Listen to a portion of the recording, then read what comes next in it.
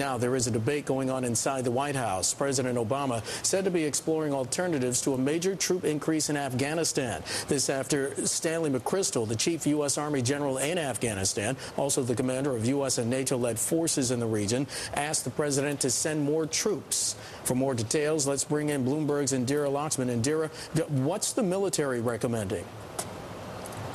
Well, basically, in the middle of June, President Obama put General Stanley McChrystal in place as the new commander in Afghanistan to shake things up. He asked him to give his frank assessment of the conditions on the ground there, and he was given 2 months to put together that ground assessment. As we've been reporting since back in July and August, one of the main things that McChrystal felt was really important was to build up and perhaps double the size of Afghanistan's own indigenous national army and national police. And part of that, we knew for a long time coming, was going to include more U.S. troops to serve as trainers.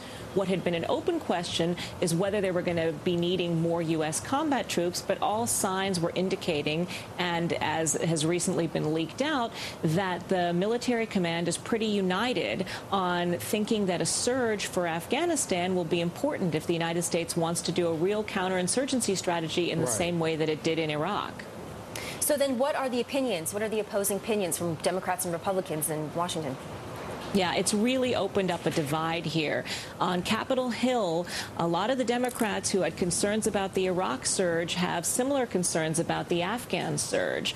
And they're concerned that if we're extending beyond the mission of wiping out al-Qaeda and the Taliban, that may be going beyond our brief. There's this notion that what if it's another Vietnam? What about Afghanistan as the graveyard of empires? So I think one of the concerns Obama has is public opinion polls showing that a slight majority of Americans are against sending more troops, and knowing that many of the leaders in his own party are concerned about it. Well, Indira, given that as a backdrop, what's the White House likely to do?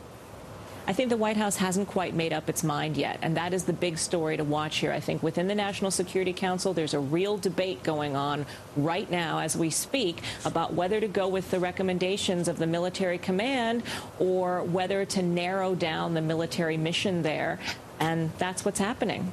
Bloomberg's Indira Laxman joining us from Washington with the latest on the situation in Afghanistan. Thanks.